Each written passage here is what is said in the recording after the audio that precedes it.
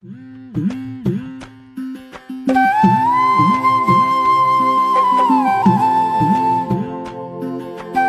তানিশা, তুই পুকুর ঘাটে? আর আমি তোর বাড়ি থেকে খুঁজে এলাম। তোকে খুব দরকারি কথা বলার ছিল রে তানিশা। কি রে সাবনুর, কি হয়েছে তোর?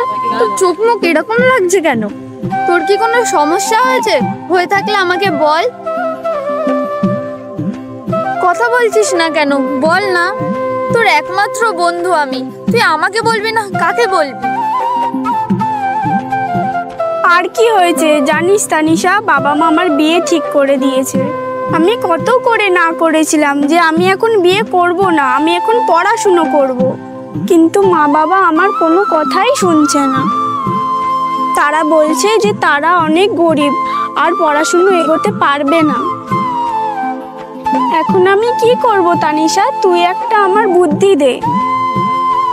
সবে তো আমরা অষ্টম শ্রেণীতে উঠলাম, তোর এখনই যদি বিয়ে হয়ে যায়, তুই পড়াশোনাটা চালিয়ে যাচ্ছিলিস বলে বাবাও আমার পড়াশোনাটা চালাচ্ছিল, কিন্তু এখন আমার কি হবে রে?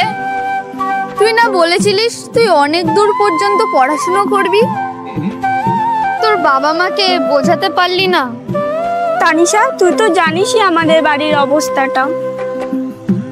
আমার দ্বারাই আর পড়াশোনা হবে না রে। আগামীকাল আমার দেখতে আসবে। তোর সাথে মনে হয় আমার আর দেখা হবে না রে। বন্ধু হয়ে তোকে আমি একটা কথাই বলছি তানিশা, তানিশা তোর বাবা যদি তোকে বিয়ে দিয়ে দেয়, তুইও বিয়ে করে নিস। এটাই ভালো হবে। আমার তো বাবা মা দুজনই আছে, তোর তো কেউ নেই। তোর তো বাবা আছে, তোর তো মা নেই। তুই একদম ঠিক কথাই বলেছিস। তোর থেকেও আমার কপালটা পোড়া।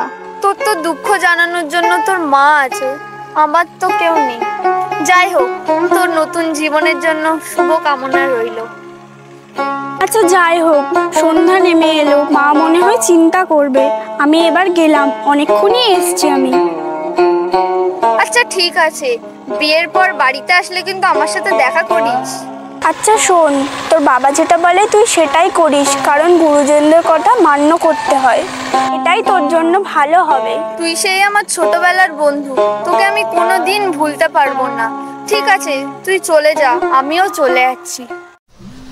মা তানিশা, তোর সাথে দুটো কথা ছিল। তুই যদি অনুমতি দিস তাহলে কথাটা আমি বলতে পারি। হ্যাঁ বাবা, কি কথা বলো না, আমি তোমার সব কথা শোনার জন্য প্রস্তুত আছি। আরে বাবা, তুমি বলবে না তা কে বলবে আমায়? আর মায়ের মৃত্যুর পর থেকে সমস্ত খেয়াল তুমিই রেখেছো, কোলে পিঠে করে মানুষ করেছো। হ্যাঁ রে মা, তুই আমার লক্ষ্মী মা। শোন মা, প্রত্যেক বাবাদের মনে একটা স্বপ্ন থাকে, মেয়েকে নিজের হাতে করে বিয়ে দেবে। অন্য বাবাদের মতন আমিও একই স্বপ্ন দেখি, যেন আমার মেয়েকে একটা ভালো ঘরে বিয়ে দিতে পারি। শোন মা, তন ঘটক তোর জন্য একটা সম্বন্ধ নিয়ে এসেছে। ছেলে শহরে থাকে, ভালো পরিবারে। তুই যদি সম্মতি দিস তাহলে আমি কতটা এগোতে পারি। কি বলছো বাবা? আমি সবে অষ্টম শ্রেণীতে পড়ি, দশম শ্রেণী পাশ করি, তারপরে নয় ভেবে দেখবো। তুই যদি বিয়েটা করিস আমি খুব খুশি হব। কিন্তু এত তাড়াতাড়ি বিয়ে আমি কিছুই বুঝতে পারছি না বাবা। কিন্তু শোনো বাবা, পরিবার যদি আমার মনের মতন হয় তবেই আমি সেই বিয়েতে রাজি হব। না হলে জানোই তো বাবা, আজকালকার পরিবারগুলো কেমন, শুধু বিচ্ছেদ আর বিচ্ছেদ। কারণ পরিবারগুলো যদি ভালো না হয়, তোমার মেয়েও সুখে থাকতে পারবে না। ঠিক আছে, তবে একটা কথা বলি আগে। শোন মা, দুদিন পর পাত্রপক্ষ আসবে তোকে দেখতে। তাদের সঙ্গে যেন তর্ক করিস না মা, এতে তারা কিছু মনে করতে পারে। আমি তো জানি তুই একটা প্রতিবাদী মেয়ে। যাই করিস মা, এক কান দিয়ে শুনবে আর এক কান দিয়ে বার করে দিবি। আচ্ছা বাবা, আমি তাদের কোনো কথাই শুনবো না।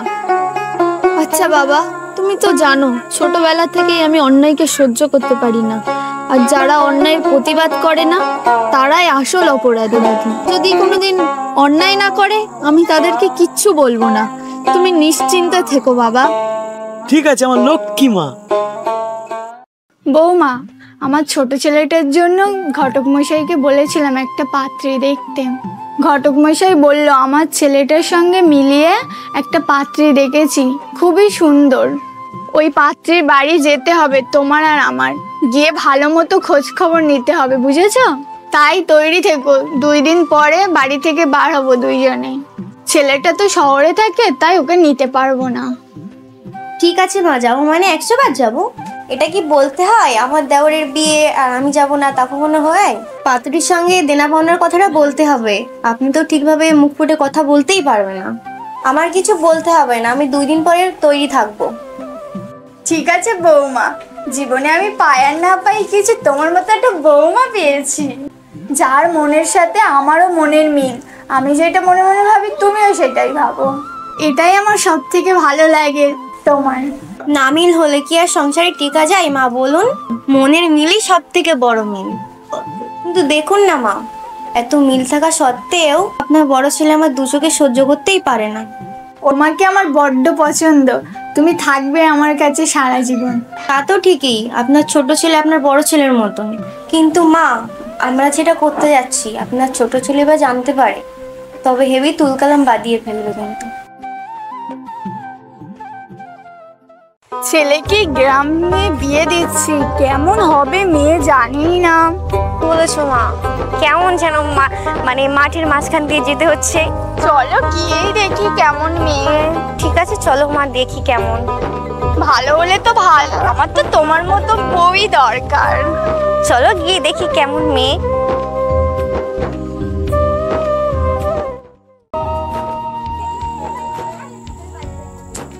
বাবা বাবা, মেয়েটা তো খুব সুন্দর দেখতে। ঘটক সাহেব যেরকম বলেছিল তার থেকে হেবি সুন্দর দেখতে। মেয়েকে আমাদের খুব পছন্দ হয়েছে। এরকম মেয়ে কোথায় বা পাবো? যেরকম চুল সেরকম চোখ মুখ, এত সুন্দর। তা মশাই, আপনার মেয়েকে আমাদের খুবই পছন্দ হয়েছে। আপনি তো জানেন ছেলের সম্পর্কে, আমার দেওর অনেক ধনী, শহরে অনেক বড় চাকরি করে। আপনার মেয়েকে খুব সুখী রাখবে। আমার ছেলে লাখে একটাই, সে শহরে চাকরি করে, সেই জন্য ছুটি পাইনি। তাই জন্য আমরা দুইজনই এসেছি আজকে বিয়ের পাকা কথাটা সেরে ফেলতে। তা মশাই, আপনি যদি অনুমতি দেন বিয়ের কথাটা এগোনো যাবে। আমি অনেক খুশি বিয়ান, আমার মেয়েকে আপনাদের অনেক পছন্দ হয়েছে। আপনাদের সাথে সম্পর্ক করতে আমি আগে থেকে তৈরি ছিলাম। আমি এই বিয়েতে রাজি আছি। মেয়েকে যা জিজ্ঞেস করার আপনি করুন। সেটা তো আমি জিজ্ঞেস করতে পারবো না, আমার বড় বউই জিজ্ঞাসা করবে। আমি বুড়ি মানুষ, অত শত বুঝি না। তা মশাই, আপনার বাড়ি পাকা না করে এইরকম কাঁচা বাড়ি কেন? কি আর বলবো বিয়ান, আমরা ওই রকম ধনী নয়। আমার গিন্নি মারা যাবার পর মেয়েটাকে কোলেপিটি করে খুব কষ্ট করে মানুষ করেছি বিয়ান, আর খাওয়া দাওয়া বাদই দিলাম। সে ঠিক আছে, সেটা আমাদের দেখার বিষয় না। আমরা যা চাই সেটা পেলেই হবে, অত বাড়তি কথা আমি বলতে চাই না। তা বৌমা, বসে আছো কেন? মেয়েকে যা জিজ্ঞেস করার করে নাও। তা শোনো, পড়াশোনা কত দূর? পড়াশোনা করেছো তো, না পড়াশোনার নামে ডাং ডাং করে ঘুরে বেড়িয়েছো? হ্যাঁ দিদি, আমি ঠিক মতোই পড়াশোনা করেছি, আর আমি 8ম শ্রেণী পর্যন্ত পড়াশোনা করেছি। আর আমার বাবার অবস্থা অতটাও আর আপনি তো সবই জানেন, আমার বাবার অবস্থার উপরেই আমি পড়াশোনাটা করেছি। সে ঠিক আছে, তবে রান্না বান্না করতে পারো নাকি? আমাদের বাড়ি কিন্তু বিশাল, অনেকজনের রান্না বান্না করতে হবে কিন্তু তোমায়। বিধাতার দয়ায় সব রান্নাই আমি করতে পারি। ছোটবেলায় মা মারা যাওয়ার পর থেকেই বাড়ির সমস্ত কাজ আর রান্না বান্না সব আমি একাই করেছি। তাই মানুষ বলে আমাকে সব কিছুতে হার মানাতে পারলেও রান্না বান্নায় পারবে না। আমি একাই অনেকজনের রান্না বান্না করতে পারি, এতে কোনো সমস্যা হবে না। আর শোনো, বিয়ের পরে কিন্তু তোমার আমাদের সঙ্গে থাকতে হবে। তোমার স্বামী কিন্তু শহরে থাকবে। শহরে যাবার জন্য তোমার জোর জবরদস্তি করলে হবে না তোমার স্বামীকে। আমরা যা বলবো তাই শুনতে হবে তোমাকে। আপনাদের কাছে থাকলেও শান্তি, পরিবারের কাছে থাকাটাই বড়।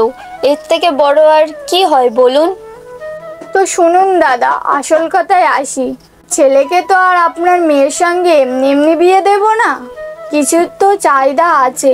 চাহিদাগুলো পূরণ করে দিলে আপনার মেয়ের সঙ্গে ছেলের বিয়ে দিয়ে দেবো।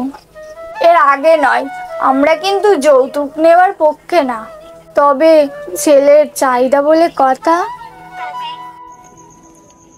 এ কেমন ব্যবহার রে বাবা!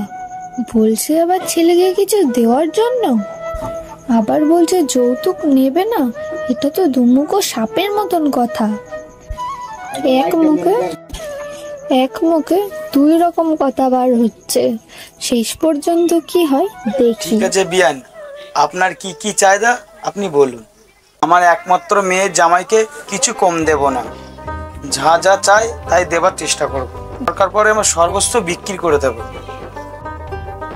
তাই শুনুন, আমার ছেলে কিন্তু বড়লোক ঘরের ছেলে। আমার ছেলেকে 2 চাকার গাড়ি, একটা দামি ঘড়ি, খাট, শোকেস, আলমারি আর 1 বিঘে ফসলের জমি দিলে, আর আপনার মেয়েকে 10-15 ভরি গহনা দিলেই হবে, আর বেশি চাহিদা নেই।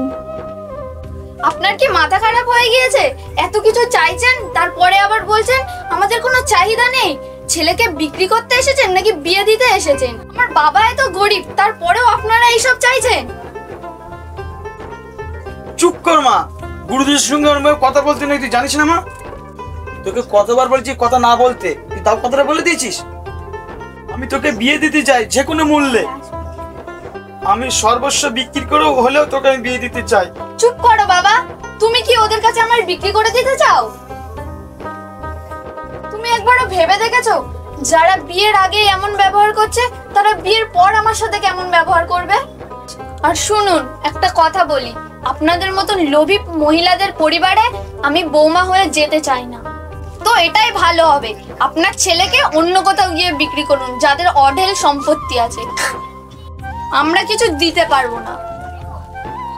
আরে বাবা, তো মেয়ে নয়, স্বয়ং রাক্ষসী। বাবা গো বৌমা, এখান থেকে কেটে পড়ো। এই মেয়ের আমাদের কোনো দরকার নেই। কি বিয়াদব মেয়ে গো! মেয়ে তো ভালোই বানিয়েছে, মুখে মুখে তর্ক করছে, পড়াশোনা করেছে বলে প্রতিবাদী হয়ে উঠেছে। তাই তো আমাদের গুরুজনরা বলতো মেয়েদের অত বার বাড়াতে নেই। যাই গো বাবা, এখান থেকে তাড়াতাড়ি চলে যায়।